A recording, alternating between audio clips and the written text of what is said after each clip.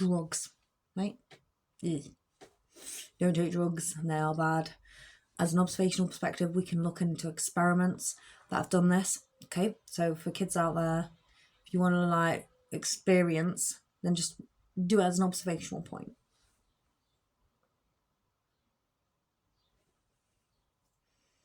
Do it as an observational point. Right? That's how you do it. So you do it as an observational point, and then you step away, right? So let's go into the dimensions. Let's go into the spaces that can open your brain up into different realms. Okay, so it's a logical standpoint to underpin the intuitive aspects to maybe something, right?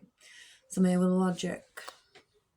So I will underpin this just quickly, but as a 369, like we are manifestors in American numerology, right? So we are manifestors, right? But what it really is the 3, the 6, and the 9 have connotations. They have connotations to a mystical numerology where we are jumpers, okay? We are the dimensional hoppers. We are the ones that are waves in time, space and reality. It doesn't matter if you have fire in chart, war in chart, or anything like that. If you are a 369, you have a connection to the universe like nobody else, okay? So like you have to understand this when I speak to you, okay? So 369 would be a wave in time. Maybe the others are more points.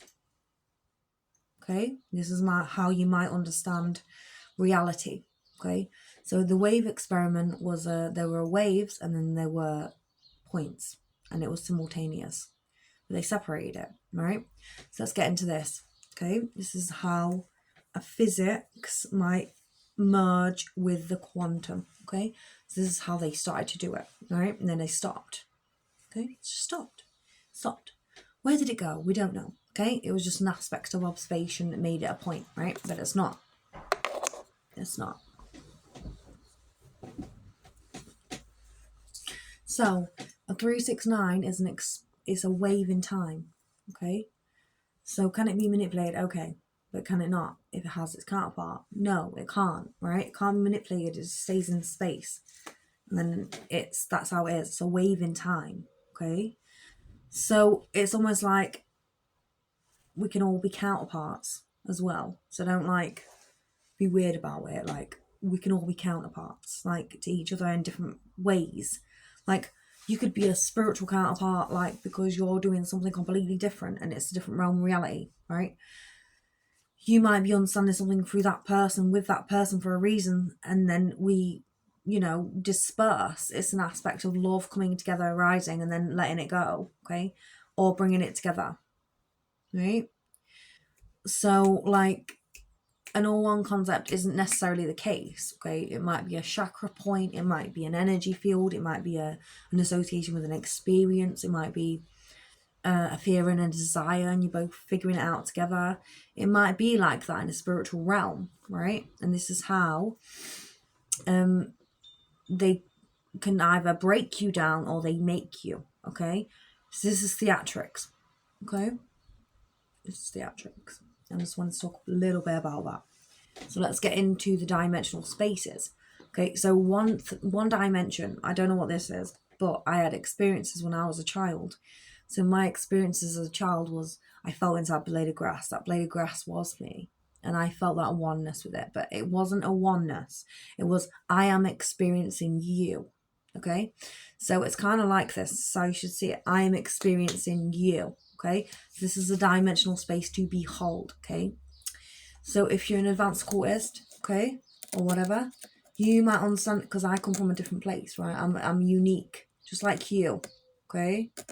I am different, but I'm unique just like you. So I might say things in a cult, so you're just like, this isn't a cult, but it is, right? It just is.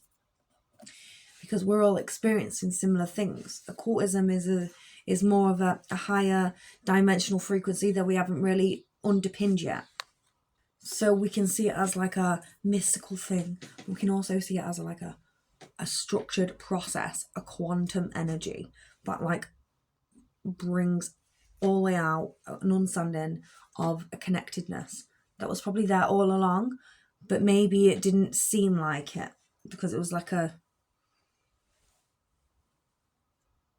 depiction of maybe something else that needs to be uncovered. So this is how we can fall into dimensions. Okay, this is how we can fall into different dimensions with each other, right? And this is just how it is. And it's because we both hold a key, right? So usually it's the 369s, they're the waves, right? And then you get the points. So this double split experiment, I'm going to elaborate a little bit more on this for you guys.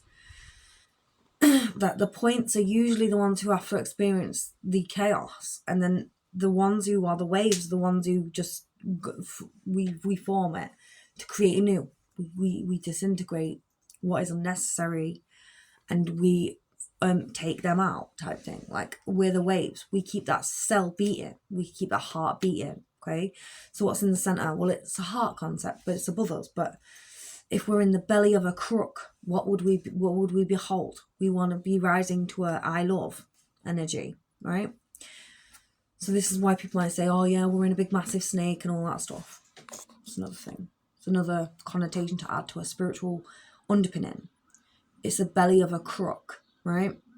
It's a feel energy. It's not an aspect of something that will rise with only understanding of a higher concept of love. Okay, so this is the plane we exist on. So the existence that can play out usually might be an aspect of insignificance or God complex. So these are the massive ratios that can like fall in and out of each other. God complex and the insignificance ratio. Okay, and this is how they do it.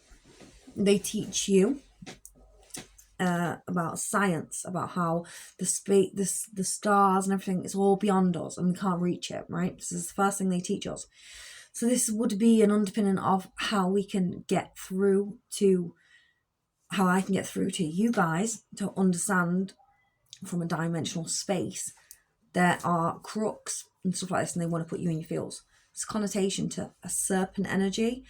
So this can be like an Adam Eve concept where the maybe you shouldn't have evoked me, but let's get into this. The Adam and Eve concept is where you push through that energy, but we're learning together. So we learn these positions of like a serpent energy, like what does it take for that serpent energy to be released, and why is it taking place in the first place? Why is this happening, right? And it's because it's an overarching factor that's taken place.